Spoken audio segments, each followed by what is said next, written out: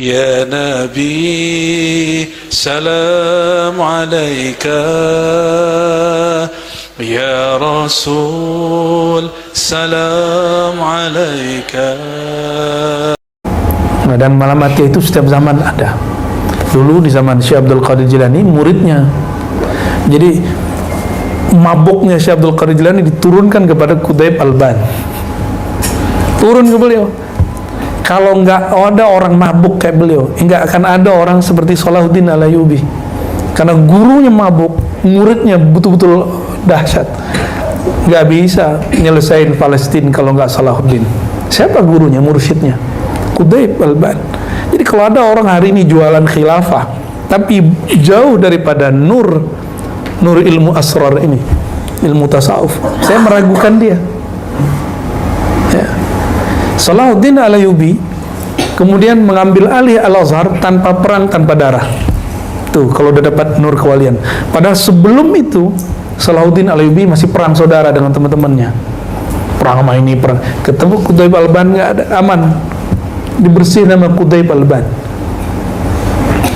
Qutb Alban, jangan antum harap ketemu dia lagi sholat. Dia nggak ingkar sholat. Dia di dalam begitu itu ingat Allah. Antum di dalam sholat lupa Allah. Tuh, gimana? Yang belagu sosok pinter sholat. Kita ini baru latihan sholat. Ya, kita ini baru bener-bener latihan, belum bener-bener sholat. Ya. Tanyalah antum ke guru-guru ya, salam. Ya, tanya ke kawan-kawan kita, apakah dia benar-benar sholat? Kan hakikatus sholat, aqimis sholata li dzikri. Apa benar sudah mendirikan sholat dengan zikrullah? Kan belum. Saya masih meragukan ini. Ya. Kita ini baru latihan zikir. Kita sekarang masuk ke tugas murid di dalam thariqah. Kalau di kitab Al-Inbah halaman 22, Imam Ibn Arabi menyebutkan sekitar 12 ya, 12.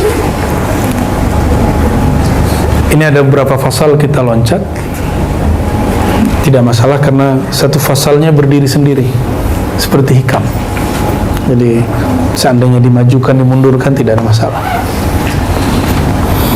Mari kita bacakan surah Al-Fatihah. Nuhdiha للنبي صلى الله عليه وسلم ولسادتنا الأنبياء والمرسلين والأولياء العارفين والعلماء العاملين وخصوصا سيدي شيخ محي الدين الشيخ الأكبر ابن عربي. الفاتحة. بسم الله الرحمن الرحيم. إياك نعبد وإياك نستعين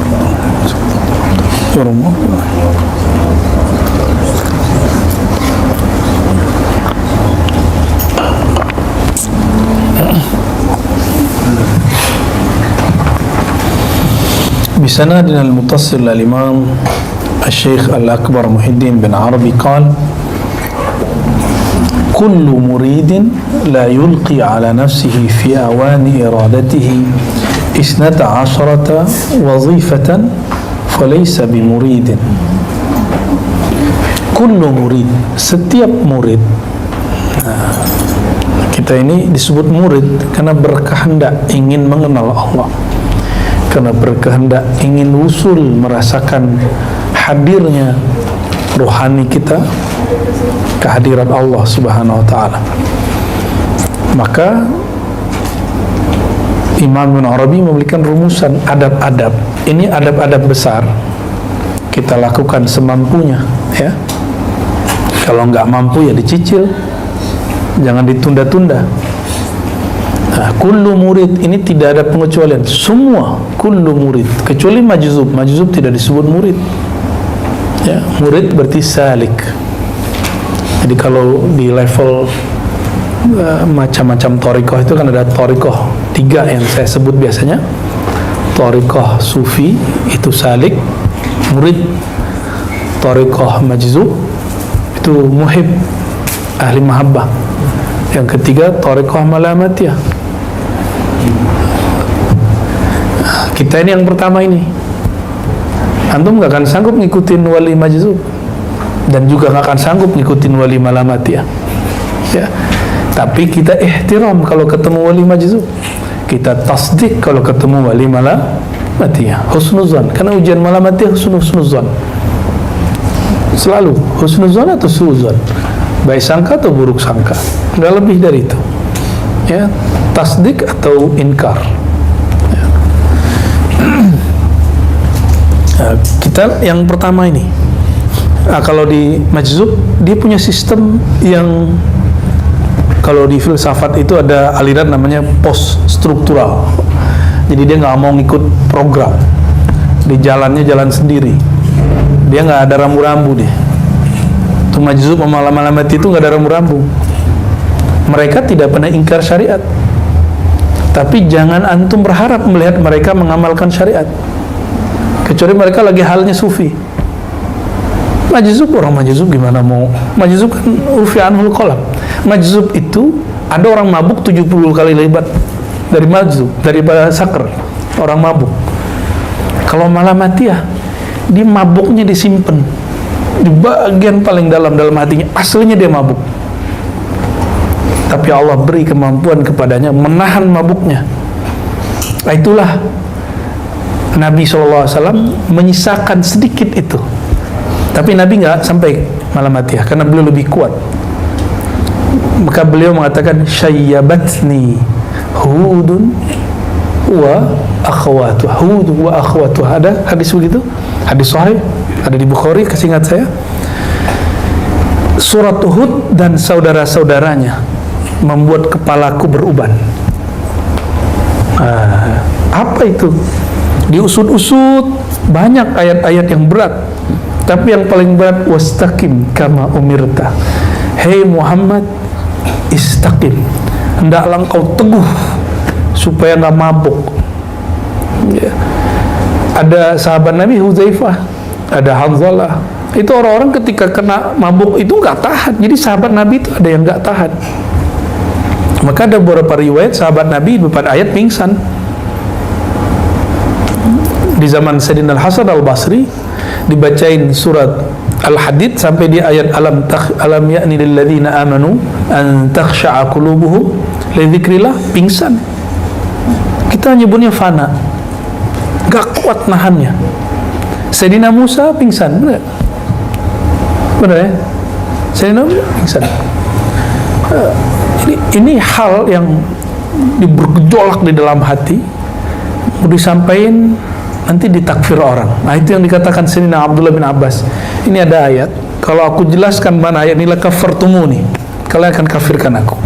Di riwayat lain, la rajamtumuni, kalian akan rajam saya ya. Tapi tenang, itu dulu. Sekarang ilmu ini sudah bertahap dibuka, sudah dimulai oleh Imam Hakim Tirmizi di abad ketiga, diteruskan Imam Sulami, Imam Kusyairi, terus sampai sekarang. Akhirnya ilmu ini menjadi biasa. Cuma meskipun biasa, kita harus pakai cara menjelaskannya. Kalau enggak, nanti tambah gawat nanti ya. Nanti orang salah paham lagi. Nah, jadi kita tidak sanggup, antum nggak akan sanggup ngikutin pola-pola Wan Sekhon, nggak sanggup ya. Ikut Bahlul ente ntar ya. Hanya orang-orang yang dikuatkan kolbunya, itu yang khidmat ke beliau itu berat sekali ujiannya. Tanya ke orang yang khidmat ke wali-wali Majzub. Dulu ada Habib Ja'far Al-Kaf, berat sekali, tapi tasdik beliau dapat anugerah, dibukakan oleh Allah batinnya, dilapangkan pikirannya. Sama oleh Malamatiyah ini lebih dahsyat lagi. Nah, dan Malamatiyah itu setiap zaman ada. Dulu di zaman Syekh Abdul Qadir Jilani, muridnya, jadi mabuknya Syekh Abdul Qadir Jilani diturunkan kepada Qutb Alban, turun ke beliau. Kalau nggak ada orang mabuk kayak beliau, nggak akan ada orang seperti Salahuddin Al-Ayyubi. Karena gurunya mabuk, muridnya betul-betul dahsyat. Nggak bisa nyelesain Palestina kalau nggak Salahuddin. Siapa gurunya, mursyidnya? Qutb Alban. Jadi kalau ada orang hari ini jualan khilafah, tapi jauh daripada nur ilmu asrar ini, ilmu tasawuf, saya meragukan dia. Ya. Salahuddin Al-Ayyubi kemudian mengambil alih Al-Azhar tanpa perang, tanpa darah. Tuh, kalau udah dapat nur kewalian. Padahal sebelum itu Salahuddin Ayyubi masih perang saudara dengan teman-temannya. Perang sama ini, perang. Ketemu Quthaib Alban, nggak ada, aman. Dibersihin nama Quthaib Alban. Quthaib Alban, jangan antum harap ketemu dia lagi sholat. Dia nggak ingkar sholat. Dia di dalam begitu itu ingat Allah. Antum di dalam sholat lupa Allah. Tuh, gimana? Yang belagu sosok pinter sholat. Kita ini baru latihan sholat. Ya, kita ini baru bener-bener latihan, belum bener-bener sholat. Ya. Tanyalah antum ke guru-guru ya, salam. Ya, tanya ke kawan-kawan kita, apakah dia benar-benar sholat? Kan hakikatul sholat, aqimis sholata li dzikri. Apa benar sudah mendirikan sholat dengan zikrullah? Kan belum. Saya masih meragukan ini. Ya. Kita ini baru latihan zikir. Maka kalau ketemu wali-wali majzub, wali-wali malamatiyah ini, kita ihtiram dan tasdik. Kita katakan, aku tidak ingkar kepadamu, tapi mohon maaf, mungkin tidak sanggup mengikutimu. Boleh mengatakan begitu, nggak ada masalah. Ya. Tapi kalau antum mau ikut, silakan. Mau khidmat sama mereka. Ya. Kalau aneh angkat tangan. Nah, kita khidmatnya di bidang lain. Nah, kita jalurnya yang pertama, Thariqatus Sufiyah. Tapi jangan ngerasa sufi juga. Kita sedang belajar, ingin mengikuti jalan mereka. Sederhana begitu. Ya, masa sufi begini, sarungan pakai kopiah hitam, ini kan nggak pas. Sufi pakai apa dia? Pakai apa ya? Orang banyak sufi itu kemana-mana ke serban gitu, kemana-mana buat tasbih, udeng-udeng. Itu bukan sufi. Udah ngeliat orang Yaman belum? Nyabit rumput pakai serban. Itu pakaian adatnya orang Arab. Tapi ada yang sorban ulama, itu ada. Orang-orang ulama Saudi sebagian berlebihan juga mengatakan bahwa serban itu libasus syuhrah, pakaian syuhrah. Itu berlebihan juga. Ada syekh mereka namanya Utsman Al-Khamis. Ya, ditanya sama orang, gimana hukum pakai serban? Jawab dia, itu libas syuhrah. Libas syuhrah itu gaya-gayaan, berbeda sama orang. Di hadis Abu Daud itu dimurkai Allah orang pakai libas syuhrah. Lo nggak boleh ngomong begitu, itu kan pakaian Rasulullah. Kita cukup katakan niat kamu apa pakai serban, gitu aja. Maka saya tidak sepakat dengan fatwa yang mengatakan bahwa pakai serban libasus syuhrah. Ya. Oke, pakai aja. Ya, mau pakai kan? Ntar kita suluk pakai kok. Saya suluk nanti full pakai 10 hari. Insyaallah. Ditambah khirqah. Dulu kita cuma pakai khirqah, nggak pakai serban. Tapi sekarang kita akan pakai serban. Insyaallah ya, biar lebih. Karena malaikat itu berserban. Malaikat berserban. Para nabi hampir semua serbanan. Kalau ulama cuma Izzuddin bin Abi Salam yang nggak pakai serban. Kayak kita inilah. Pakai kopiah kupluk udah taruh gitu di kepalanya ya. Tapi ingat juga ilmu itu kadarnya bukan berdasarkan tebalnya sorban. Serban itu libas ulama, gitu aja dah ya. Baik. Jadi para sufi yang diturunkan yang paling basic di bawahnya adalah murid. Nah, kita ini kullu muridin la yulqi ala nafsihi fi awani iradatihi. Seorang murid yang tidak yulqi ya, yang tidak menempatkan dirinya di dalam ranah kemuridannya, iradatihi itu kemuridannya, 12 adab atau tugas wazifah, falaysa bimurid, maka dia belum disebut murid yang shadiq. Dia murid tapi belum shadiq. Shadiq artinya apa? Shadiq terpercaya, yang lurus, yang hakiki ya. Di sini nggak ada maksum, nggak ada terpelihara di dosa, nggak ada ya. Tidak pernah bermaksiat, nggak ada, nggak mungkin, karena selain Nabi pasti bermaksiat. Coba ya, nggak pernah salah, itu nggak ada di sini. Tapi antum coba lihat ya, kalimatnya umum-umum sekali.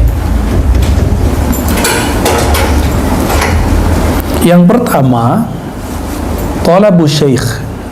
Ini nanti bisa kita ringkas ya. Ini kan jadi 12. Tenang, ntar amanah jadi 4. Ya, di rukhsah nanti insyaallah. Ini standar Imam Ibn Arabi. Jadi sufi. baru murid belum sufi. Pertama, talabus syekh wa ihtiramuhu idza wajada, mencari guru dan menghormatinya apabila telah berjumpa. Syekh di sini syekh apa? Syekh mursyid khusus.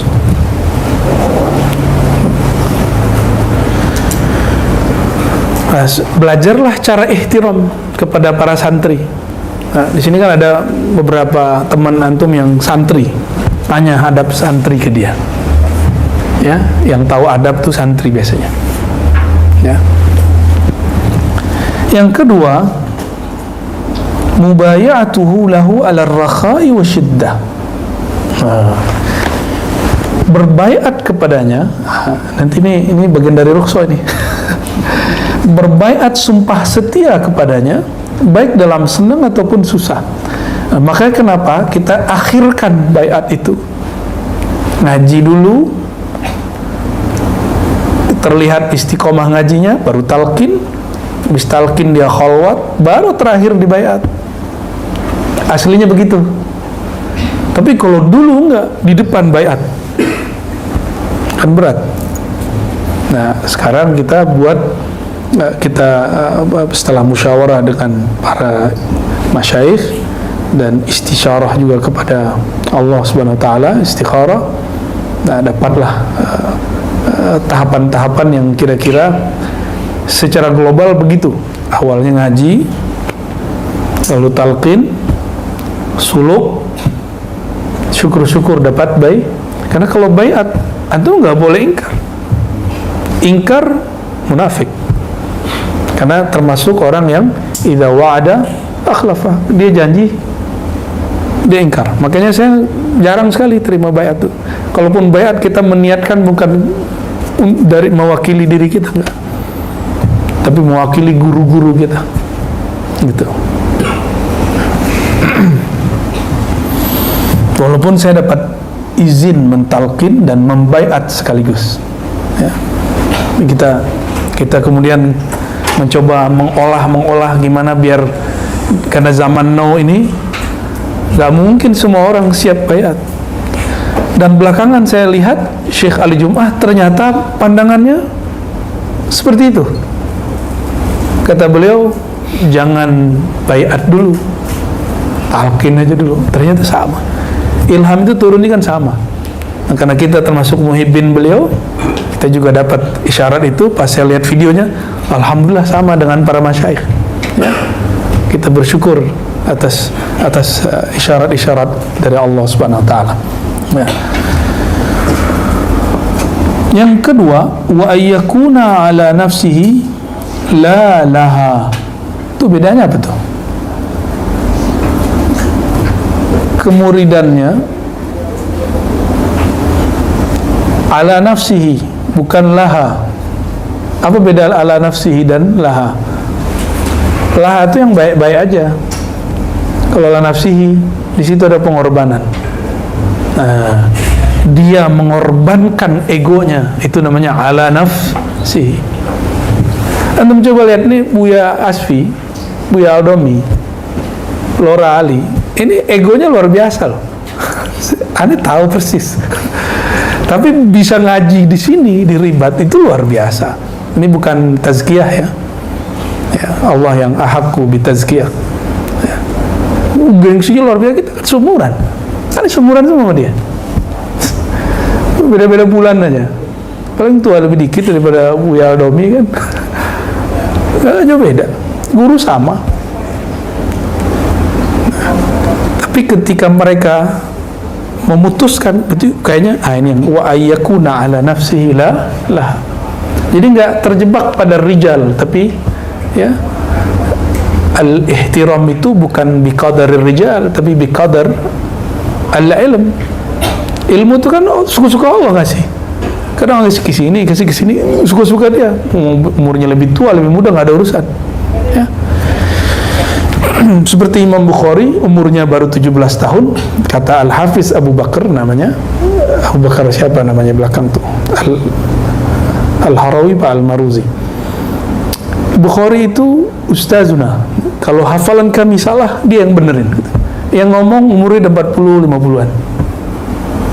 Itu terjadi. Jadi dari setiap masa itu ada orang-orang yang seumuran, yang lebih muda, Allah takdirkan lebih tua. Ya. Lihat aja main-main mereka, apa seumuran dia ada main-main begitu kan? Nggak ada. Lebih tua dari umur. Ya. Misalnya pegang-pegang tasbih kan umur 40, 50 ya kan? Kayak umur dari itu cocok tuh dah. Ya. Ada orang yang dalam kemudaan dia matang. Daripada tua childish, mending muda ente ketuaan. Itu lebih baik. Nanti teman-temannya akan ngomong, gak asik deh sama kamu. Nah itu mulai berhasil tuh. Sama kamu kok gak asik sih gitu. Ngobrol kok gak nyambung. Kita bingung sendiri kok gak nyambung. Nanti orang-orang yang diberikan anugerah nur oleh Allah, itu dia lebih senang sepi dan dia tidak merasa kesepian. Yang merasa sepi itu orang-orang yang kalbunya gak ada nurnya, gelap deh. Ramai aja masih sulit, gimana kalau sendiri. Nah ini ya ala nafsihi ya. Semoga Allah betul-betul bimbing nafsiyah kita ini. Amin ya rabbal alamin ya. Ini Lora Ali. Ani dulu kok ngajar pakai besar diajak dulu sama dia. Padahal murid kita kan. Nah biasanya kalau murid nggak mau disebut murid, nyebutnya itu kakak kelas saya. Ya. Coba lihat nanti satu alma mater sama saya yang pernah saya ajar.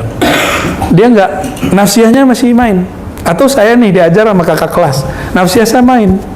Saya nggak bilang dia guru saya bilang dia apa? Kakak kelasku. Jadi kalau saya tuh main nafsiyah sama kakak kelas yang udah ngajar, saya nyebutnya apa? Itu kakak kelasku. Tapi kalau antum udah beres, wah itu guruku. Beda tuh. Ya. Wa yabita wa yusbiha wa laysa li ahadin alaihi haqq. Dia bermalam, yabit ya.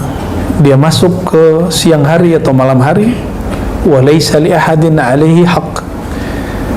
Tidak ada seorang pun yang punya hak atas dirinya. Maksudnya dia nggak ada kezoliman kepada orang, nggak ada barang yang diambil. Nah ini antum ada barang nggak ada yang diambil? Kalau ada balikin pakai apalah gitu. Ada nggak barang diambil dari teman? Lupa ngasih, balikin. Bingung balikin, punya nomor dia, isi aja GoPay dia kan. Itu bisa nggak Bu ya? Soalnya tuh ya. Dia kan udah lupa nih. Ya, cara kita balikinnya gitu. Ya hati-hati di situ. Kita balikin. Ya. Nah, kalau mahasiswa kan buku, ya, utang. Apalagi kalau ibu-ibu tuh biasanya ngambil piring tuh. Ya, ibu-ibu kan biasanya lagi ini nih piringnya mirip, atau dia senang piringnya diambil itu. Itu di mana-mana itu. Ya, bukan hanya di sini, di mana-mana itu. Ya. Nah, kalau para peneliti itu suka nyuri manuskrip. Serius. Suka nyuri manuskrip. Jadi ambil manuskrip gak balikin. Nah, itu peneliti-peneliti yang tidak sodik, tapi peneliti-peneliti yang hakiki, yang dia sadar dibalikin. Murid yang hakiki, teman yang lagi dibalikin pastinya. Ya, sederhana ya. Saya pikir-pikir dulu, ada nggak kitab perpus yang saya bawa ya? Kalau ada kayaknya harus dibalikin segera ini. Sepertinya sudah dibalikin sih ya.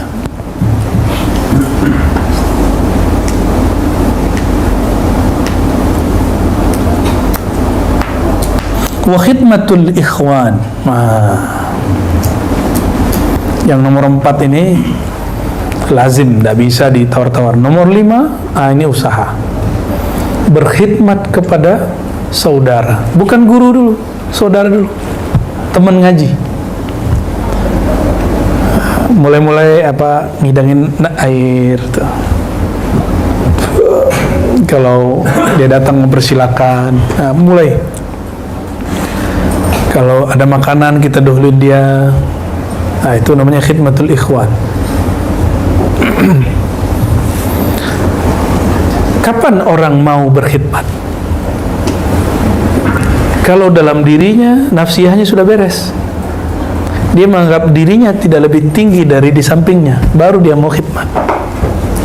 Kenapa orang kemudian tidak ada masalah khidmat kepada guru? Karena memang guru dianggapnya lebih tinggi.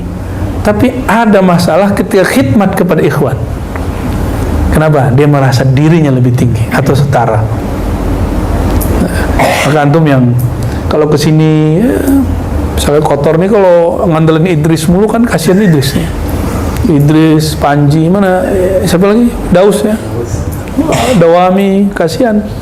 Nanti kalau kapan ada waktu mau bersih-bersih, kabarin mereka, kami bersih-bersih.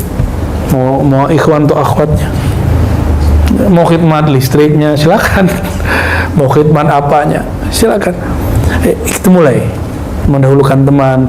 Kalau tempat kita bersih, yang nyaman siapa? Kita semua, teman kita. Nyaman nggak masuk ke tempat, tempatnya bau.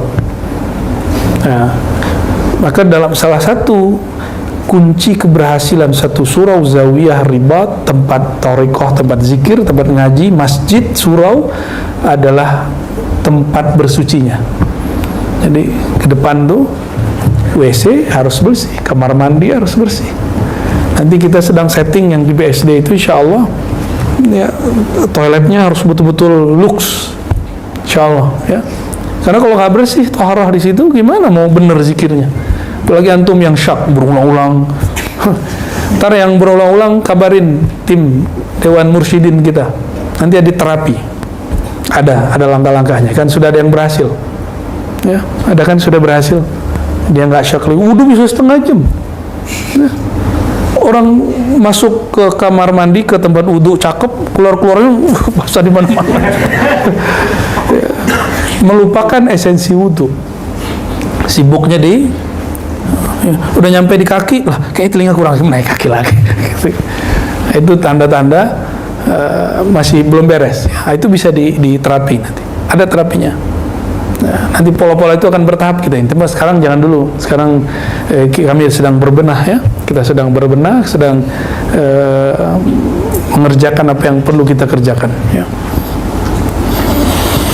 Jadi khidmatul ikhwan wa bi ayyaral fadla lahum fi khidmatihi in qabiluhu qadiman. Kalimatnya. Bahwasannya dia melihat al-fadla lahum. Ada keutamaan pada temannya, sahabatnya, ikhwan. Fi khidmatihi, terutama ketika berkhidmat kepada mereka. In qabiluhu, apalagi jika qabiluhu, mereka menerimanya sebagai khadiman, pelayan. Nah, maka nanti kita ada asas dalam jamaah kita. Jadi jamaah kita sebut ikhwan dan akhwat, ya, bukan ikhwan akhwat versi pergerakan di luar. Ini ikhwan akhwat versi thariqah, ya. Karena istilah ikhwan akhwat yang dimulai oleh Syekh Hasan Al-Banna itu berdasarkan inspirasi thariqat Syaziliyah. Ya, maka kita juga akan menghidupkan kembali. Ternyata Abah Anom pada sallallahu sirrahu, ya, beliau juga menggunakan ikhwan untuk murid-muridnya. Maka ikhwan thariqah, salah satu sebutan kita nanti ada slogan al-ikhwan sama dengan pelayan, ikhwan sama dengan khadim. Itu slogan kita nanti. Silakan nanti dirumuskan Buya ya. Ikhwan itu pelayan. Nah, insyaallah semoga kita berthariqah itu tidak hanya untuk diri, tapi juga untuk masyarakat. Nah, kita mulai nanti insyaallah. Wahajrul aghniya. Hajru. Apa arti hajru? Ayyahjura akhahu fawqa salasi ayyam. Kan itu ada hadisnya. La yahillu li muslimin ayyahjura akhahu fawqa salasi ayyam. Tidak halal bagi seorang muslim tidak menyapa, tidak nyambangi orang-orang yang aghnia. Aghnia ini super kaya, bukan so kaya. Nah, maka hajrul aghnia berarti menjauhi orang-orang yang sibuk dengan dunia. Ini untuk murid, bukan untuk guru. Kalau guru nanti dikejar sama ahli dunia, tenang aja tuh. Guru itu nggak perlu dideketin. Apalagi zaman politik begini ya. Sudah banyak tuh yang mau datang tuh ya, ke buya-buya gitu, ini banyak yang mau datang. Coba aja lihat kalau mau pilkada, mau pemilu, kiai-kiai didatangin. Ada yang berharap doa, ya ini masih bagus. Ada yang berharap si kiai ngajak jamaahnya, itu yang kurang ajarnya. Ente politisi kurang ajar tuh ya. Kalau ada yang begitu tolak. Nah, tapi kalau dia minta doa, orang minta doa boleh nggak? Nggak apa-apa ya. Wa suhbatul fuqara. Nah, kalau untuk murid, mulailah suhbah. Sohbet kalau bahasa Turki mungkin berarti pengajaran. Tapi kalau sohbah itu bersahabat. Fuqara orang-orang yang sederhana. Saya tidak sebut miskin, orang sederhana. Fuqara hakiki bukan yang miskin secara ekonomi. Fuqara hakiki al-muqtasid, orang yang sederhana. Ya. Dia berkendaraan, dia pakai baju bagus, tapi kehidupan dia sederhana. Ya. Itu fuqara. Antum al-fuqara'u ilallah. Kalian itu fuqara kepada Allah. Hakikatul faqr, kata Imam Surawardi, bukan kamu lusuh, bukan kamu kemudian pakaianmu jelek, bukan. Bukan kamu tidak ada kerjaan, bukan. Hakikatul faqr itu ketika hati bergantung kepada Allah Subhanahu wa ta'ala. Gimana? Hatinya sudah bergantung belum? Ya. Nah, kalau di Malamatiyah lain, di Majzub lain. Majzub Malamatiyah itu antum kayak mungkin ujiannya dibalik. Ini kan murid. Kalau di Malamatiyah bukan hajrul aghnia, deketin, perotin kalau bisa. Karena itu cara tarbiyah mereka kepada agnia. Seperti Sidi Ali Al-Khawas ditemui oleh Imam Sya'rani, apa yang dijadiin? Itu semua kitabmu, asetmu, satu kitab itu sama dengan sekian emas. Suruh bakar, suruh jual duitnya bagi-bagi. Bagi siapa? Kepada fuqara. Fuqara itu muridnya Ali Al-Khawas semua, baginya ke dia, mereka juga. Karena Sidi Syekh Ali Al-Khawas termasuk wali Malamatiyah. Enggak disebut di sananya Khidriyah. Di kitabnya disebut Khidriyah. Karena beliau mengatakan akhadtu an Al-Khidr alaihissalam mubashar. Aku ngambil langsung dari Sayyidina Al-Khidr. Jadi kalau di Thariqah Sufi ini gini modelnya. Nah, kalau di Majzub dan Malamatiyah dibalik. Maka jangan disamakan. Antum melihat Wan Sekhon pakai baju tentara lalu pro dengan salah satu calon presiden kemarin. Nah, itu kan kebalikan ini. Jadi jangan disamakan. Nggak boleh disamakan. Dan kita nggak boleh suzon dengan beliau ketika beliau begitu. Ya.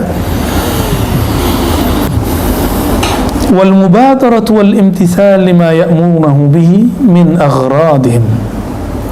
Ya, himnya kepada fuqara. Bersegera, mubadarah wal imtithal, dan segera melakukan, mewujudkan apa yang mereka ajak, yang mereka perintahkan, min aghradihim, dari keperluan mereka. Nah, fuqara ini inspirasinya adalah ahlus suffah. Ahlus suffah itu mereka dulu makannya sama Rasulullah. Dan yang paling parah itu bukan hanya ahlus suffah yang jadi sulit masa itu. Di masa perang Khandaq, sebelum perang Khandaq itu Madinah sempat diboikot. Akhirnya hampir semua rumah kelaparan kecuali 1-2 rumah yang menyimpan gandum. Antum bisa bayangkan, ini ada orang 1000 mau perang belum makan. Tiba-tiba ada satu keluarga di Madinah mengatakan, ya Rasulullah, istriku masak, ternyata ada simpanan gandum, ada beberapa daging. Lalu apa kata Rasulullah? Oke, sudah selesai sama istrimu. Oke, jangan sentuh. Nah, ini syarat dari Rasulullah SAW. Jangan sentuh sama sekali. Maka kemudian beliau tidak sentuh. Jalanlah para sahabat sampai ngumpul tuh depan rumah. Gimana caranya? Masuk 10-10. Ada 100 orang antri, masuk 10-10. 10 makan keluar, 10 makan keluar. 100 orang bolak-balik keluar, makanannya tidak berkurang sama sekali. Itu dari Rasulullah, ngambil dari mana coba? Jangan norak ya. Tadi yang kita baca di Dalail. Nah, di sini ada nama Rasulullah. Allahumma shalli wa sallim wa barik ala sayyidina Muhammad sahibi miftahil jannah. Ada. Ya Allah, sampaikan salam kepada Rasulullah, pemegang kunci surga. Lalu kalau beliau memegang kunci surga gimana? Ya. Lahum ma yasha'una fiha wa ladaina mazid. Apa yang mereka mau kami kasih, mau nambah kami kasih. Itu. Tapi Rasulullah SAW tidak boleh melakukan itu setiap hari, karena itu melanggar sunnatullah. Dia boleh hanya melakukan ketika genting. Ya. Coba Nabi kalau tiap hari gitu gimana? Disembah orang nggak? Ngelewatin Nabi Isa. Ya. Karena semua sifat Allah terpancar pada diri Nabi Muhammad SAW. Nabi Isa cuma menampilkan sifat hayat. Disembah orang, gimana Nabi Muhammad SAW?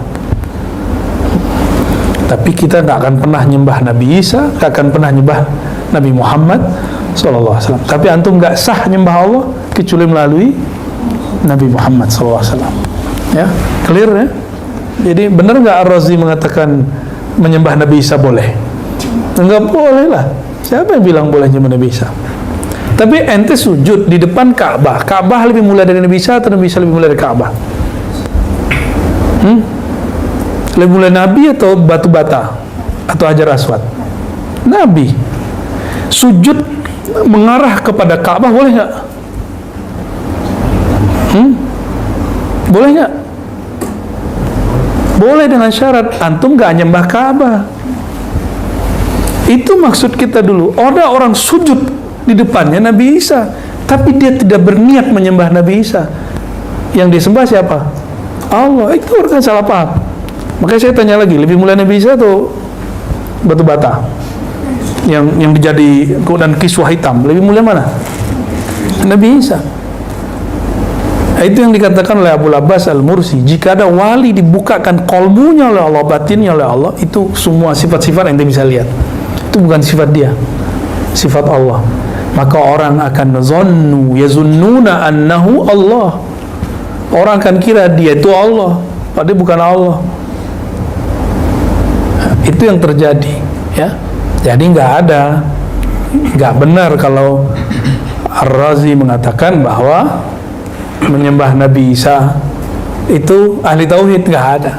Cek aja videonya. Itu kan ada kiai datang. Itu 2 kiai itu datang ke rumah waktu itu. Ya. Cuma ada orang yang nggak mau paham, ya. Ada yang nggak mau tabayun dengan baik. Ada yang ngundang tapi bohong, ya. Ngundang katanya diskusi, tapi ternyata bahsul masail. Ya, ke depan antum nggak usah di undang-undang debat, nggak usah datang.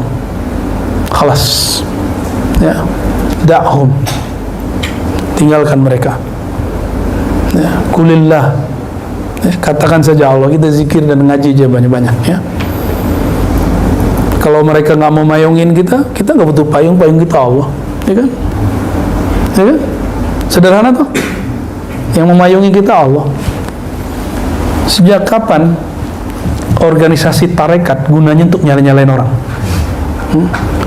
Siapa yang ngasih mandat mereka? Apa majelis-majelis kumpulan ulama itu gunanya untuk nyalain orang atau bimbing orang? Yang benar kan bimbing orang. Jangan salah jalan gitu aja. Maka kita nggak senang dengan cara-cara seperti itu.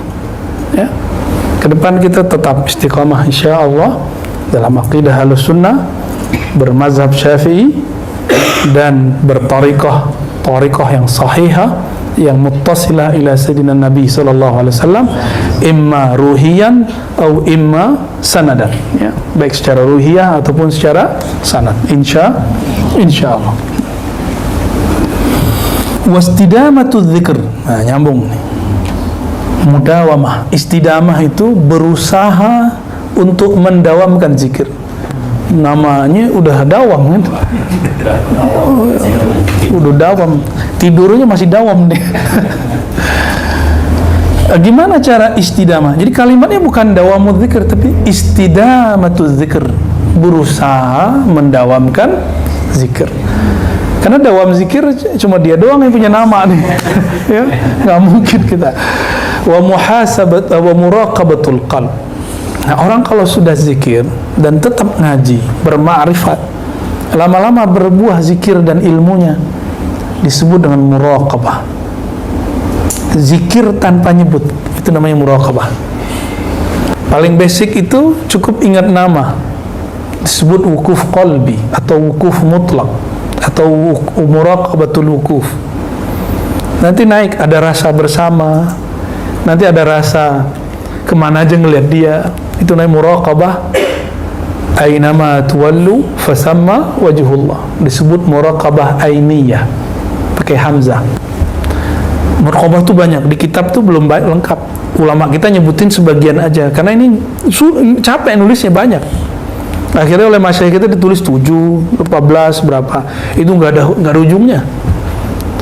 Ada muraqabah Nur Muhammad, nggak ada kan di kitab? Ada sebenarnya, cuma nggak ditulis namanya muraqabah Nur Muhammad. Disebutnya cuma Robitoh. Robitoh belum, ujungnya Robitoh, namanya muraqabah Nur Sayyidina Muhammad. So, kemana aja mandang kayak ngeliat Nur Sallallahu Alaihi Wasallam. Ada lagi merasa kemana aja pergi kayak diperhatiin sama guru. Nah, itu muraqabatul syekh namanya. Hakikat Robitoh itu, tujuan Robitoh semuanya ke sana. Ada namanya muraqabatul Quran. Kemana aja kebayang Quran, pengen baca Quran. Jadi antum kalau lagi sampai hal itu pegangannya Quran aja. Nah, di sini juga ada banyak makomat. Ada yang baca Quran 2 jam nggak nangis, tapi kuat. Ada yang sehari semalam kuat. Ada yang cuma bismillah doang udah nangis. Ya. Ada yang cuma baca Fatihah doang sudah nggak sanggup lagi melanjutkan. Jadi dalam muraqabatul Quran itu ada hal-hal lagi. Banyak sekali. Ya. Ada muraqabah apa lagi? Kalau Wiyah itu udah mabuk tertuh. Itu ke Allahnya. Ini masih muraqabah standar Wiyah. Tapi standarnya udah tinggi banget ini. Ya. Kalau Wiyah sudah babnya sudah kesana-sana udah. Ada muraqabah namanya muraqabah sunnah. Kayaknya pengen ngamalin sunnah aja. Nanti ada yang akan ngalamin itu. Dan itu tidak mungkin kalau nggak ngaji hadis. Jadi zikir riyadhah dengan apa? Riyadhah dan ngaji itu satu kesatuan. Kita satuin. Karena ada yang tidak bisa diibaratkan oleh apapun kecuali dengan ngaji. Ya. Ada orang yang muraqabatul wudu, pengen wudu terus. Wudunya masih ada, mau sholat wudu lagi, tapi wudunya nggak kayak tadi setengah jam, bukan. Itu namanya waswas tuh, walhan namanya. Ya. Ada muraqabatul sholat, waduh kemana-mana aja, di perasaan dia kayak sholat, tidur aja sholat. Orang normal kalau tidur mimpi sholat berarti dia belum sholat. Kalau dia emang nafasnya berasa dia kayak masih lagi sujud, rasa itu dibawa keluar. Nah, nanti dibagi-bagi, ada yang bab takbir, ada yang bab Fatihah, ada yang bab ruku, ada sujud, itu yang dirasakan. Jadi muraqabah itu banyak sekali. Nah, sekarang di sini dikerucutkan satu, muraqabatul qalb, muraqabah qalbiyah. Karena semua muraqabah tadi terminalnya di mana? Di qalbu. Ya. Nah, qalbu kalau sudah karam fana sang qalbu ini dalam salah satu sir nama Allah, barulah dia masuk kepada bab huwiyah. Huwiyah itu adalah awal dari fana'ul abdi fi sirri rububiyyatillahi tabaraka wa ta'ala. Awalnya. Makanya kalimat awal di kul huwallahu ahad itu pakai hu. Kul hu. Nah, itu hu itu adalah fana'nya. Jadi bagi orang-orang ahli zikir, ahli ma'rifat, ahli haqa'iq, ayat ini spesial. Makanya sepertiga Quran di situ. Ya. Tapi ada yang nolak tuh, ya. Kualat dia sekarang. Nolak dia, penafsiran ayat ini tuh berkembang terus, ya. Wa muhasabatun nafsi nomor 11. Muhasabatun nafsi alal khatarat, ya. Ini tariqahnya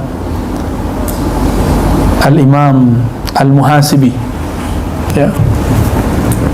Beliau ini dia. Muhasabah nafas. Ini bisa nafas, bisa nafsi. Ya. Kalau kita artikan nafsi ke jiwa. Bahasa kerennya Lora, introspeksi, kayaknya ribet banget ya. Kita nggak usah pakai bahasa gitu deh ya. Ya. Menimbang-nimbang, menghitung-hitung kelemahan diri alal khatarat, ketika terjadi bisikan-bisikan, lintasan. Khatarat jamak dari khatarah, artinya lintasan, lintasan rohani, lintasan batin, lintasan pikiran. Hati-hati itu. Lintasan akal bisa benar, bisa salah. Benarnya jika ada dalil. Lintasan nafs pasti salah. Lintasan kolbu sawab. Lintasan ruh al-haq. Itu dia bedanya. Karena la salba fir ruh, tidak ada yang negatif pada ruh. Ruhani dia sudah steril dari apapun, maka tidak ada hijab pada ruh, tidak ada syahwat yang negatif pada ruh. Ruhani itu sudah bening dia. Tapi siapa yang begitu? Hanya Rasulullah SAW. Kita belum sampai. Kita sedang belajar-belajar ke arah sana. Dan gerbangnya cuma kolbu. Babul qalbi al-aql. Babnya kolbu akal. Babur ruh al-qalb. Bab masuk ke dalam ruh, itu benerin kolbu. Itu. Maka muhasabatun nafsi alal khatarat itu dilakukan dengan zikir astaghfirullah yang rutin. Maka tadi kita jadikan kayak ratib. Astaghfirullah, astaghfirullah, astaghfirullah 100 ya. Kita jadikan ratib. Nah, antum kalau baca astaghfirullah itu dihunjamkan ke bagian mana yang banyak maksiat, otak yang jorok, istighfar kan, astaghfirullah, itu rasanya nikmat. Ke mata, ke telinga, semua sampai. Kan gak ada kita yang terlepas dari maksiat ya. Muhasabatun nafsi alal khatarat. Bisa juga diartikan muhasabatun nafasi. Wah, ini lebih tinggi. Memperhatikan tarik naik turun nafas, karena di situ ada khatarat ya. Nah, kita levelnya baru nafsi, belum nafasi ya. Dan yang terakhir al-lahazat, perhatiannya ya. Alal khatarat wal lahazat. Sebenarnya lahazat ini bagian dari yang nomor 11. Oke? Bagian nomor 11. Nomor 11 bagian dari nomor 10. Nomor 10 bagian dari nomor 9. Nah, ini jadi itu satu tuh. Itu satu nomor. Oke? Jadi 9 sampai 12 itu satu.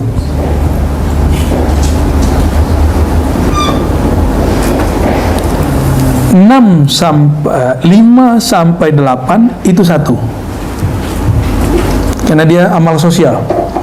Khidmatul ikhwan, hajrul aghniya, subatul fuqara, mubadharah muslimah yamuruna bihi min aghradin, itu amal sosial. Nah, itu boleh disebut adab ijtimai, adab bersosial, adab bermasyarakat, adab sesama murid. Selama ini itu belajar adab ke guru.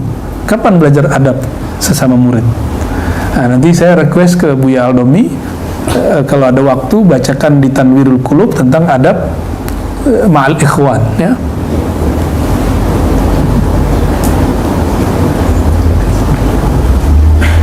Itu udah berapa tuh? Dua kan itu? Ya.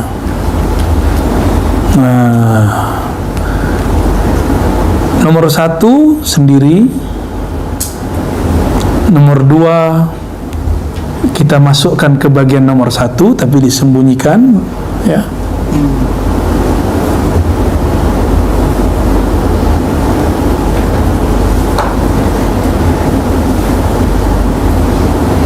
Termasuk Nomor 3 itu bagian adab kepada guru itu.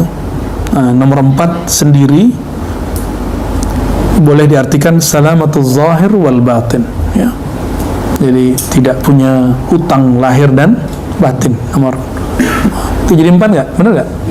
Tuh jadi 4. Alhamdulillah. Jadi mudahan.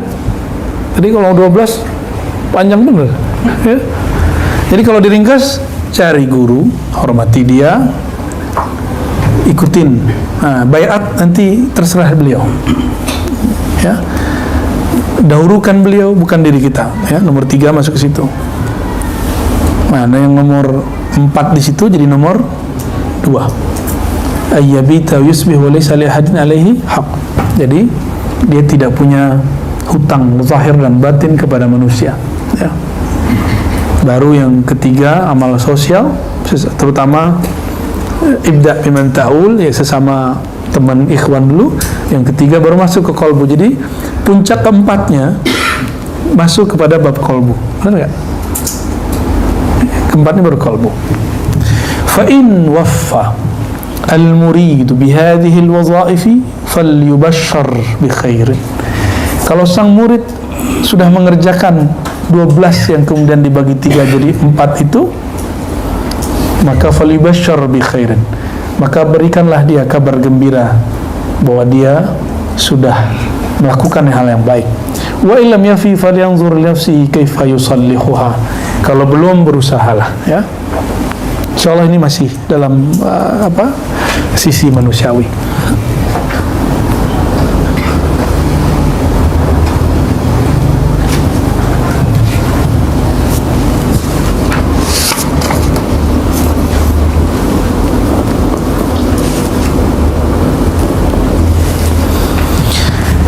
Berikutnya, al-jawad al-haqiqi, dermawan hakiki.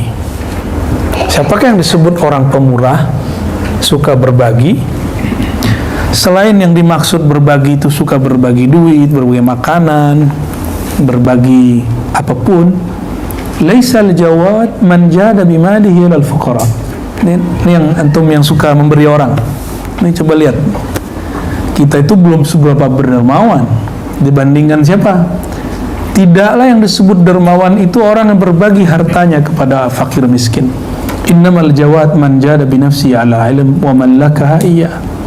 Al-jawad itu orang yang dermawan untuk dirinya. Gimana? Agar memberikan ilmu untuk dirinya. Wa man lakaha iya. Lalu mengamalkannya sehingga ilmu itu menjadi miliknya. Ini level 1, harus ditambahin, kan belum ditambahin di sini. Ya, wasani, ilmu itu dapatnya dari siapa? Muallim. Jadi antum memberi hak kepada diri untuk dapat ilmu, itu baru dermawan hakiki. Dan mungkin nggak begitu kalau nggak ada guru. Maka aksarun nas jadan atau ajwadul jawad, ya. Orang yang paling jawad itu guru yang memasukkan ilmu itu ke dalam qalbu antum. Dia itu lebih pemurah, lebih dermawan daripada orang kaya manapun. Karena dia ngaji bertahun-tahun, dia kholwat bertahun-tahun, dia zikir bertahun-tahun, khidmat ke gurunya bertahun-tahun, berkorban dalam perjuangan thariqahnya, zikirnya, ahlus sunnahnya bertahun-tahun. Terus dia berbagi dan gratis, ya kan? Nah, orang-orang seperti ini antum harus kemudian ta'zimi. Dialah orang yang dermawan hakiki. Jadi kalau membantu pergerakan mereka, jangan hitung-hitungan. Saya udah bantu sekian, ya, biasa aja, ya. Karena dia adalah orang yang dermawan hakiki. Dan dia bisa begitu kenapa? Karena gurunya. Gurunya kenapa? Karena Rasulullah SAW aksarun nas, ya, yang paling jawad. Rasulullah itu kalau sudah dapat, keluarnya seperti angin. Jadi rumah itu kan ada pintunya. Dalam ilmu juga begitu. Terus kenapa ada orang hari ini pelit-pelit sama ilmu? Ya, belum level ente. Tunggu dulu. Gak semua orang bisa digituin. Ada orang bisa digituin. Ya. Ada masanya tahapan kita ngajar satu basic tuh orang pemula. Tapi kalau sudah begini zamannya, tinggal buka kitab, semua orang kan jadi basic. Nanti masalahnya adalah bahasa yang sama dari guru, tinggal penangkapannya yang beda. Jadi nggak usah kemudian kita tahan-tahan. Maka bagi saya kunu rabbaniyin. Kalau di Quran itu kan ada begitu ya. Rabbani, siapakah Rabbani? Jadilah kalian Rabbani. Rabbani itu orang yang mengajarkan yang kecil sebelum yang besar. Talqin itu kecil. Kecil nggak? Tapi banyak yang minat loh. Ya. Tapi bagi kita, sebelum orang dapat talqin, ajarkan yang lebih basic dari talqin. Ilmu tentang si talqinnya. Nah, makanya kita nggak terima langsung talqin. Mohon maaf ya. Teman-teman para masyaikh, para asatis kita di sini tidak dididik untuk ngejar target talqin, nggak ada ya, kita nggak ada. Jadi siapa yang orang disebut jawad? Orang-orang yang menyediakan waktu untuk dirinya. Ngapain? Agar dirinya menyantap ilmu. Jadi antum yang nggak ngaji itu orang paling pelit. Nah, saya dapat ilmu karena guru. Maka kalau saya disebut dermawan karena mengaji untuk diri saya sendiri, guru saya kira-kira gimana? Guru dari gurunya gimana? Rasulullah gimana? Sallallahu alaihi wasallam. Ya. Min ilalil murid an-nafsiyah, kullu murid raja'a ila sabab ba'da qat'ihi fali'illatin fi nafsihi, wa kullu 'arifin baqiya ma qat'il asbab wa lam yarja' ilaiha fali'illatin fi nafsihi, wa kullu 'alimin billah yataghayyar 'alayhi haluhu wa yaqa'u lahu at-tamayyuz 'indahu bayna iqamati al-haqq lahu fi sabab wa iqamatihi lahu fi tarkihi fali'illatin fi nafsihi. Salah semua ini. Faman arada an yanjuwa min hadhihi al-'ilal falyasbah fi bahri al-azal wal yaqta' sadamati al-amal wal yakun ala akhir al-ajal. Ngeri kali makomnya Imam Ibn Arabi ini ya. Ini coba lihat level. Jadi setiap level dari hamba Allah itu ada masalah tersimpan dalam dirinya. Nah, masalah itu disebut illah. Illah itu kalau dalam ilmu hadis sesuatu yang kelihatan zahirnya sahih, tapi ketika dicek ada waham di dalamnya. Ya. Benar itu Lur Ali, ya, sahih ya. Nah, illah dalam ilmu kerohanian juga sama. Murid raja'a ila sabab. Murid itu terhijabnya penyakit batin dia ketika dia kembali mengandalkan asbab. Apa asbab yang paling parah? Dia merasa dirinya berwirid. Karena saya wirid nih, maka saya begini. Karena saya punya tirakat nih, maka saya begini. Kalau dulu zaman Korun itu dalam hal duniawi, itu tercela. Apa kata Korun? Saya bisa begini karena usaha saya. Padahal didoain Nabi Musa, dia lupa sama kekuatan doa. Nah, sang murid juga sama. Saya bisa merasakan kehebatan ini, kedahsyatan zikir ini, itu karena saya suka bergadang tiap malam. Tuh, mulai ada rasa-rasa begitu, hati-hati ya. Gimana cara ngobatinnya? Ngobatinnya cuma satu, ngaji aja. Lama-lama dia hilang sendiri. Ya. Wa kullu arif, ada juga orang yang sudah sampai derajat murad, arif. Udah murad nih. Dia udah kenal. Ternyata dalam istilah Ibn Arabi, arif dan alim lebih tinggi alim. Tapi di atas alim ada lagi. Jadi bagi dia murid, arif, alim, di atasnya ini yang kamil. Tapi dia nggak sebut istilahnya. Kita aja kasih istilah al-kamil, ya. Boleh nggak kasih istilah ya? Boleh aja lah ya. Kan tugas kita di akhir zaman ini ngasih bab, ngasih fasal, menjelaskan mana yang sudah dulu dijelaskan, memudahkan mana yang dulu dianggap sulit, membagi-bagi mana yang berserakan, meringkas mana yang panjang, kan tugas kita itu. Ya. Kalau nggak dikasih istilahnya, ntar antum bingung. Istilah apa tuh ya? Istilah nggak jelas itu ya. Jadi yang pertama murid ini bergantung pada asbab. Kalau orang awam lebih gila lagi. Dia sehat karena obat. Berobat aja, tapi kan yang nyehatin Allah. Banyak kok yang sudah berobat nggak sehat-sehat. Nah. Terus, jangan ada kalimat begini. Nah, ini hati-hati bagi Buya yang khidmat nih. Ini hati-hati buat saya juga. Kalau bukan karena saya nggak rame. Saya terbersit loh di sini. Itu harus dihantam itu. Nah, saya ngomong ke diri saya sendiri ya. Ya. Dulu kita di pesantren udah ngomong begitu. Saya masih ingat sebenarnya ini. Kalau nggak saya ngurus pesantren nih, nggak jalan di pesantren. Kita lagi khidmat tuh. Ada yang ngomong begitu. Nah, itu dia kena.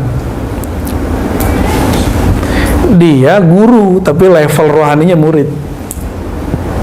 Nah, kalau Arif, terjebaknya nanti di apa? Di Jabariyah. Wa kullu arifin baqiya ma'a qatil asbab wa lam yarja' ilaiha fali'illatin fi nafsi. Setiap arif itu dia tidak bergantung lagi pada asbab. Nggak ada itu. Akhirnya jadi apa? Fatalis. Ya, jadi fatalis. Loh, kenapa sepi Buya? Kita tawakal aja, ngaji lah. Lo ternyata nggak ada yang nge-share hari ini ya. Itu contoh. Nge-share itu bagian daripada antum bukan Jabariyah. Gitu, itu contohnya. Ngasih tahu orang gitu. Ya, sakit nih. Saya sudah pasrah kepada Allah. Ya. Padahal penyakitnya masih bisa diobatin. Yang nggak bisa diobatin itu penyakit haram namanya. Pakai H. Penyakit tua. Baru dia ngomong, saya nggak tahu penyakit siapa. Itu orang-orang umur 60-an, 70-an, 80-an tuh udah bisa apa-apain tuh. Umur-umur begini, ngomong begitu ya, salam. Ya. Itu namanya fatalis. Ngerti secara teoritis, tapi nggak bisa menerapkannya. Karena pernah sekali mungkin sembuh tanpa obat. Lalu mempraktekkan ke semua hal. Ruqyah dan doa itu hanya mengobati mindset. Yang menjadi penyebab penyakit itu salah satunya mindset. Tapi dia kan punya cabang. Kalau sudah potong depannya, antum harus cabut. Nyabutnya pakai obat. Jadi mindsetnya dibenerin. Itu gunanya doa dan ruqyah. Jadi kalau ada guru ustadz menyembuhkan dengan ruqyah, itu hanya menyembuhkan mindsetnya. Sedangkan penyakit yang furuk yang di situ di badan dia belum sembuh. Itu sebabnya kalau ada orang kena jamur udah dikasih salep kan sembuh nih hari ini. Besok berair lagi kakinya, tangannya, kata lagi nggak? Kenapa? Dia berhenti ngasih obat. Nah, jadi kita tidak boleh berhenti pada bab ini Jabariyah. Sufi itu Ahlus Sunnah, tidak Jabariyah.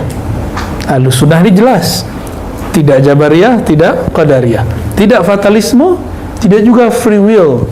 Sok berkuasa. Ya. Di UIN itu kan dulu ada Prof. Harun Nasution. Ya, saya dapat kabar dari murid-muridnya. Beliau kan pengen punya anak, tapi belum mau alokasi. Nggak tahu terakhir dapat anak atau tidak. Apa katanya? Keceplosan. Mungkin ini sudah takdir saya. Padahal beliau anti takdir. Gak percaya takdir. Takdir kita yang buat. Tuh, itu kualat yang indah tuh ya. Seorang profesor akhirnya menerima bab takdir. Dan terakhir kita dengar beliau dekat dengan Abah Anam. Ada bukunya, dia meneliti tentang TKN Tariqat Qadiriyah wan Naqsyabandiyah. Wa kullu alimin billah. Nah, di atas arif ada level alim. Yataghayyar alaihi haluh. Berubah lagi. Wa yaqa' lahu tamayyuz indahu baina iqamati al-haqq lahu fi sabab wa iqamatihi lahu fi tarkihi.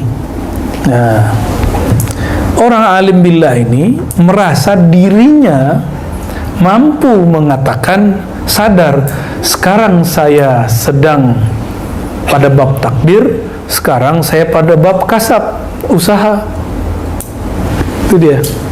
Merasa dirinya ahli, bisa memilah kapan yang kasab, kapan yang tawakal. Merasa diri ahli.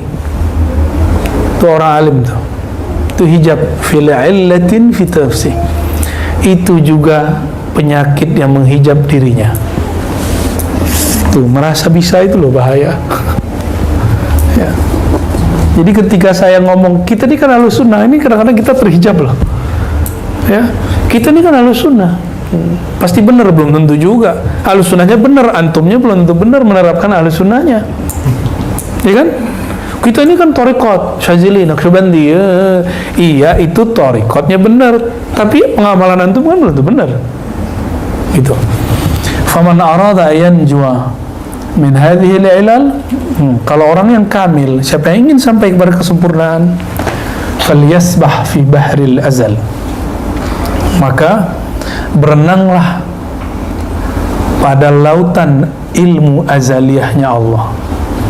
Wal yaqta' sadamatil amal, putuslah semua angan-angannya. Wal yakun ala akhiril ajal, serahkan saja kepada waktunya. Nah, ini bukan fatalisme, tapi dia bergerak dengan ilmu azaliyah Allah. Maka orang ini nggak pernah kaget. Apa yang terjadi? Sedihnya sedih manusiawi, tapi di batinnya biasa aja. Bisa nggak begitu? Berusaha. Ya, kan sekarang masih murid dulu. Siapa tahu besoknya naik jadi arif. Siapa tahu kapan lagi Allah angkat jadi alim billah. Siapa tahu Allah kamilkan. Dan siapa yang dapat menyempurnakan kita? La haula wala, ini rahasia nomor 4. La haula wala quwata illa billah. Siapa yang memahami sir la haula wala quwata illa billah, dia masuk kepada kamil mukammil. Walaupun itu bukan makom dia, tapi misalnya makom gurunya, guru dari gurunya, dia akan diikut sertakan insyaallah. Ya, minimal masuk mindset benernya sedikit udah oke. Saya mau tanya mantuk, Allah itu berubah-ubah nggak? Allah berubah-ubah nggak? Yang kenceng dong. Pengetahuan Allah berubah nggak? Tadi kita di rumah, sekarang pindah sini. Apakah Allah berubah pengetahuannya? Antum tadi di rumah dengan di sini? Tidak. Beneran? Yang berubah itu makhluk. Khalik nggak berubah. Nah, la haula wala quwata illa billah itu fokusnya itu adalah billahnya, yang dipandang Allahnya. Nggak ada urusan dengan kasab, nggak ada urusan dengan tawakalnya. Kasab dan tawakal itu cuma nanti ekspresi. Ya, saya tawakal nih. Antum ngomong tawakal aja kadang sudah terhijab. Saya lagi kasab nih, ikhtiar nih. Ngomong saya lagi usaha, ikhtiar aja kadang-kadang udah sok merasa berusaha. Apa buktinya? Sudah ketemu belum ada orang ngomong gini, saya kan sudah usaha kok begini-gini aja. Tuh, orang yang bahaya tuh. Katanya kalau tawakal Allah langsung urus. Saya udah tawakal kok, nggak diberesin sama Allah. Emang Allah siapamu? Mak ommu. Kan nggak begitu. Nah, terakhir, waqala al-abdu abdun nadamu, abdu nadami, al-abidu abdu nadami, wal muridu abdu niqami, wal syakiru abdu ni'ami, wal sabiru abdu kilami. Ya, kilam itu sakit ya. Wal arifu abdu himami, al alim abdu nurihi wa zulami, wal hakimu abdul hakim, abdu hikami, wa abdullahi qalil laysa li wujudihi sabil. Insyaallah Imam Ibn Arabi. Orang kayak gini kok disebut sesat ya sama Ibn Taimiyah ya. Orang sedahsyat ini pembicaraannya. Selurus ini kaidah yang dia tulis tentang bab kewalian. Ini bab kewalian ini. Siapa yang disebut hamba? Hamba itu abdu nadami. Hamba yang menghambakan diri terhadap penyesalannya. Jadi antum kalau menyesali sesuatu, itu namanya sisi kehambaan. Wal murid abdu niqami. Sedangkan murid itu hamba daripada nikomnya Allah. Apa arti nikom? Pembalasan. Ya, apakah pembalasan? Kalau nikom itu biasanya negatif ya. Hamba yang khawatir terhadap pembalasan buruknya Allah. Sedangkan abid tadi hamba yang dia memperhatikan nanti penyesalan dia apa. Maka al-abid itu makamnya taubah. Kalau al-murid makamnya khauf. Wasyakir abdu ni'ami. Orang bersyukur, tapi syukurnya belum syukurnya Abdullah, masih syukurun ni'am, belum syukurul mun'im. Dia baru bersyukur nikmat. Jadi kalau nikmat nambah, tambah syukurnya. Belum mensyukuri yang memberi nikmat. Kalau antum sudah mensyukuri yang memberi nikmat, mau sedikit terasa besar. Tapi kalau mensyukuri nikmat besar pun terasa sedikit. Sama orang berkeluarga, berteman. Kalau melihat kebaikan temannya, bukan teman yang dilihat. Nah, nanti dilihat berapa pemberiannya. Maka suami istri itu, istri misalnya mengatakan ke suaminya, kamu itu belum ngasih aku apa-apa. Nah, itu dia berarti dia melihat pemberian. Padahal dia bisa bersama kekasihnya itu udah cukup. Kalau emang dia cinta sih. Pernah dengar gak ada orang ngomong gini ketika diajak nikah terus pasangannya takut, aku belum punya apa-apa neng gitu. Apa kata si neng, mas? Ya udah gitu gak? Yang penting sama kamu, walaupun makannya pakai tempe. Yang penting hidup sama kamu, walaupun hidupnya ala kadarnya. Ada orang ngomong begitu? Mungkin kalian ngomong gitu kali ya. Itu kenapa? Nah, dia sudah sampai kepada mencintai zat orang yang dicintai, bukan yang dilihat sakunya, mobilnya, fasilitasnya, popularitasnya. Yang penting bersama dia gitu. Nah, orang-orang yang bersyukur itu, yang berterima kasih itu, kebanyakan mensyukuri nikmat, belum mensyukuri yang memberi nikmat. Nah, punya teman begitu nggak? Kalau nggak ditraktir, ngomongnya nyebelin. Lu mau pelit katanya. Kan sama kayak anak kecil tuh. Anak kecil ketika nggak diberi sama ayahnya, ayahnya bilang, jangan nak, itu nggak bagus buat kamu. Ah, papa jahat. Bapaknya ngelarang sekali, dibilang jahat sama dia. Cuma karena ngomong anak ya dimaafin. Nah, Allah itu lebih sayang kepada kita daripada ayah kepada anaknya. Maka antum udah ngeluh berkali-kali, itu belum dilibas sama Allah kan. Itu kalau Allah mau, habis kita udah ya. Wasabiru abdu kilame. Orang disebut penyabar karena dia menahan kilam, rasa sakit. Ada kalam. Kalau kalam lisan. Mungkin kilam ini kata-kata yang menyakitkan juga bisa ya. Nah, tapi dalam bahasa Arab kilam itu rasa sakit. Jadi kalau kita berdoa, Allahumma ja'alni minas sabirin, antum siap-siap menerima rasa sakit. Mau? Ini kejadiannya sama nih. Kejadiannya sama. Satu syakir, satu sabir. Satu lagi apa? Arif. Kejadiannya hampir sama. Tapi yang satu bersyukur, yang satu kemudian berdoa, ya Allah, jadikan aku orang yang bersabar. Dia nangis karena nggak kuat sabar. Jadi dia doa aja udah kayak kesakitan. Paham maksudnya? Jangan minta jadi orang yang sabirin aja. Allah menyebut dirinya bukan sabirin, tapi sabur. Tapi karena kebanyakan orang dia terjebak di situ, Allah masih bersamai. Itu baiknya Allah tuh. Makanya ayatnya innallaha ma'as sabirin. Baiknya Allah begitu tuh. Ya ditemenin sama Allah. Antum yang merasa kesakitan, maka lihatlah orang-orang yang kesakitan, pasti dia nyebut nama Allah dengan semua bahasanya dan semua nama Tuhannya. Ya enggak? Kalau lagi di atas pesawat tuh turbulen, semua nama Tuhan keluar. Ya, ateis pun menyebut nama Tuhan. Ya, kalau ateisnya dia biasa di lingkungan orang-orang Kristiani, dia akan bilang, oh Yesus. Kalau ateisnya biasa di kalangan Muslim, ya Allah, ya sama. Ya.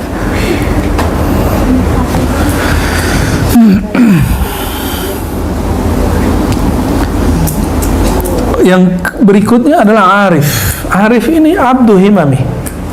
Dia hamba dari himamnya, keinginan-keinginannya. Itu himam. Ingin makom ini, ingin makom itu. Makanya belum dikasih makomnya kepada si arif ini. Kenapa? Karena dia bersyahwat terhadap makomat. Ya. Al-alim abdu nurihi wa zulmi. Lain dengan alim. Alim ini hamba cahaya dan gelapnya. Maka ujian orang alim itu hujjah kesolehan dan kehinaan maksiat yang bergelimang pada diri orang yang dicurigai wali. Ini wali nih, kayak Qutb Alban, dibilang wali, lo kok kita sholat dia nggak sholat, dia malah orang kecil berdiri di depan masjid, ya, bilang wali, orang istinja dia nggak istinja, itu kejadiannya, ya kan? Wal alim abdu nurihi wa zulami. Nah, cahayanya orang alim itu hujjah dalil dia. Kegelapan itu ketidaktahuan kepada dalil. Nah, nur itu juga berarti amal soleh. Zulumat, kegelapan juga berarti lawannya amal soleh apa? Sayyitul amal, amal buruk, perbuatan yang buruk. Nah, ini hijabnya orang alim. Maka di sini banyak orang tidak menemukan al-kutub. Banyak orang-orang ilmuwan sulit menemukan al-kutub karena menurut dia semua membenturkan dengan dalil-dalil akli dan dalil naklinya.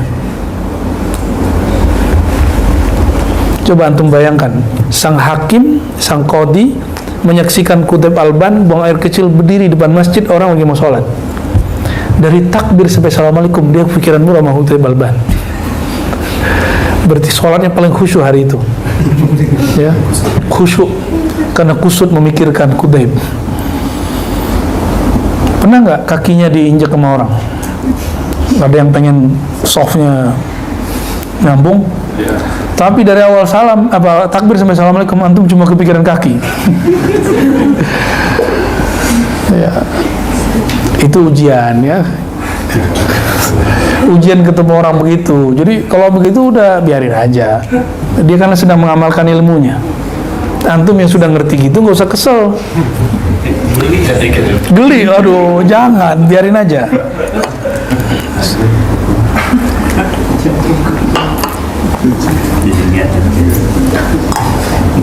Wal hakim abdu hikami. Nah, ini ujian yang ngajar hikam nih. Yang udah ngajar kita tasawuf di sini. Al hakim orang yang bijaksana, hamba dari ibarat-ibarat bijaksana. Maka dia memandang orang yang hebat itu yang bisa mengungkapkan ibarat yang indah-indah. Dikira itu yang wali tinggi. Belum tentu juga. Ya. Yang utuh menjadi hamba Allah itu qalil. Wa abdullahi qalil. Laisa liwujudihi sabil. Enggak ada jalan jadi hamba Allah kecuali Allah sendiri yang memilih si hamba. Jadi sekarang lihat aja kita nih yang mana nih? Ya. Ya.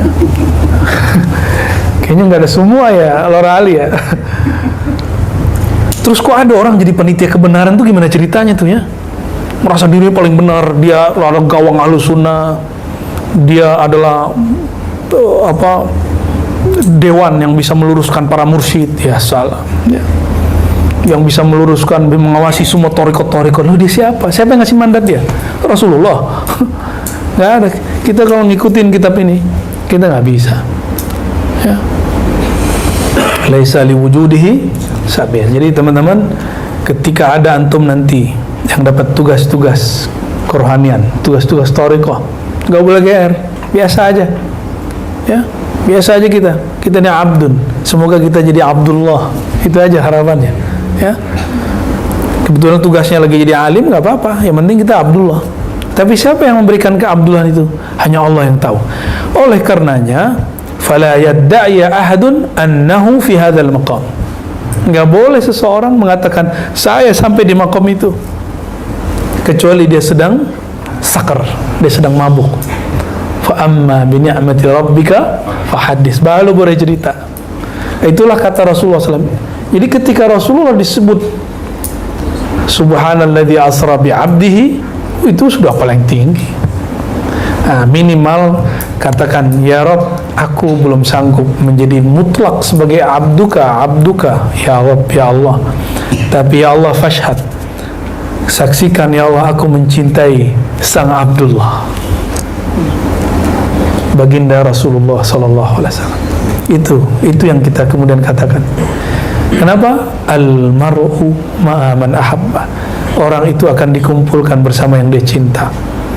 Jadi laisa li wujudi sabil. Hatta Ibnu Arabi mengatakan dirinya enggak sampai di maqam itu. Hatta Syekh Abdul Qadir Jilani mengatakan ana lastu minhum. Abdul Hasan Sajili mengatakan la lastu minhum. Tapi mereka mengatakan sepakat, kami mencintai orang yang engkau sebut Abdullah ya Rabb. Ya. Maka kita juga katakan ya Allah, walaupun kami tidak layak menjadi pecinta beliau, tapi kami berusaha mencintai beliau, ya. Ala hazinniya wa likulli niyatin salihah wa li anna sallallahu ta'ala hubbahu wa hubba man yuhibbu wa nas'alullaha yarzuqana al-amal alladhi yuballighuna ila hubbihi. Al-Fatiha.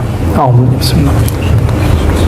Ya Nabi siratal ladzina an'amta 'alaihim ghairil maghdubi 'alaihim waladdallin. Walhamdulillahi rabbil alamin wa sallallahu ala sayyidina Muhammad. Ya, salawat dulu yang lembut-lembut aja, ya. Ya Habib, salam alaika, salawatullah alaika.